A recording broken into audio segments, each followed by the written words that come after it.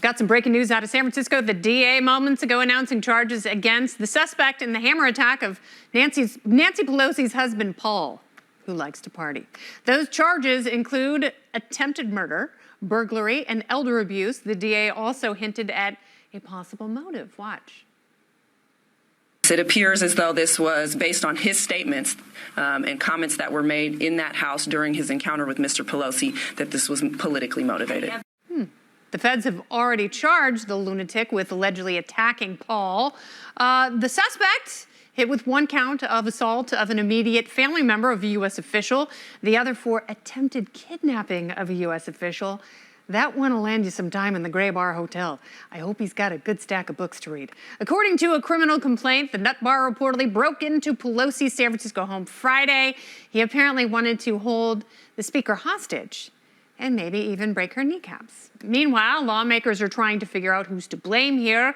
Lefties say it harkens back to January 6th. The right insists it's rising crime. What is the answer?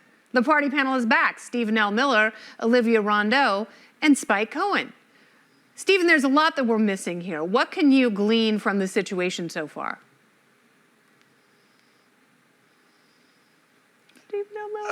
You saw a lot of, before we even had a motive going on, you saw a lot of just rush that this was like Kevin McCarthy's fault for making a joke about Pelosi 12 years ago, and apparently a drugged out nudist well known in the Castro district of San Francisco took that joke to heart when he heard it 11 years ago or something like that. There does appear to be a political angle to this. It could have gone down a lot worse. There was some confusion based, that came out earlier with the San Francisco Police Department stating that there was an unknown person in the house, and now there's not.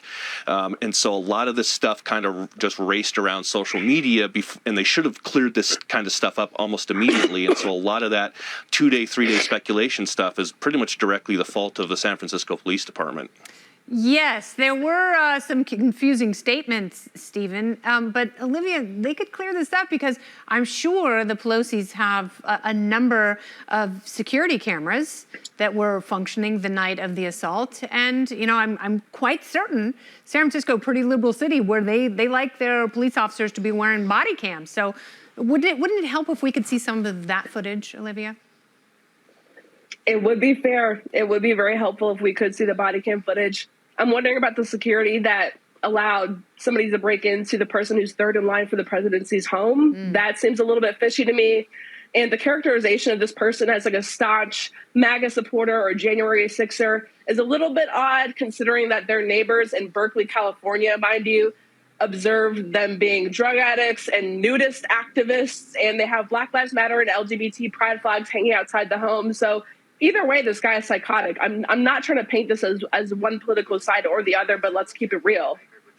Yeah, and it was a little too convenient for people like Hillary Clinton to, paint this guy as like a QAnon, ultra-right, MAGA hat wearing, and none of it adds up, Spike. And it's a horrible thing that happened. And I do wish the speaker's husband well. I hope he fully recovers from the surgeries that he's had. This has to be terrifying for his family, but it's also okay to admit that, these things are weird and we don't have a lot of right angles here.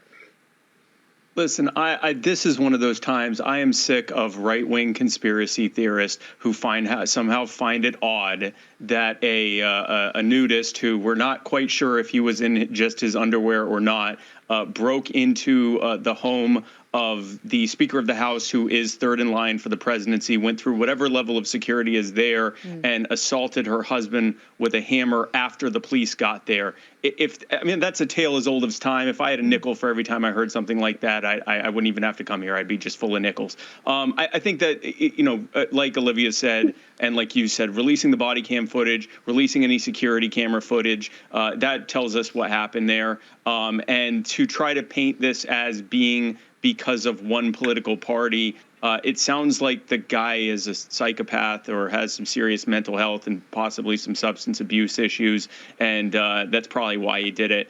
And I would not be shocked if there were more to the story, but we'll wait to see. Yeah, and the truth is out there. Transparency is your friend in pretty much every instance. What were you saying, Stephen? Go ahead, dear. No, I just said it's amazing that kind of person exists in San Francisco. The other thing, if you want to break Nancy Pelosi's knees, you don't need a hammer. She's 237 years old. I don't want to break Nancy Pelosi's knees. I really don't. And allegedly, I'm just saying if you wanted to. I'm not saying I'm not suggesting you should or advocating. I'm just saying if you wanted to, there's easier ways to go about it than breaking into a house with a hammer. Okay. Yeah, and I'd like to see. I'm sure they have surveillance footage of the actual break-in. I want to see what the guy was doing. Was he in his underwears just breaking glass willy-nilly? That seems incredibly irresponsible and very dangerous. And he put himself at risk there. And it's like, what did Paul Pelosi say on the phone? Because the 911 operator is like, well, he was speaking in code. What's the code? I want to know the code, because if I ever have to pretend I'm not calling 911 and there are code words that get the police there in 2 minutes, I want to know the code words. I don't think that makes me a horrible person. Maybe other things.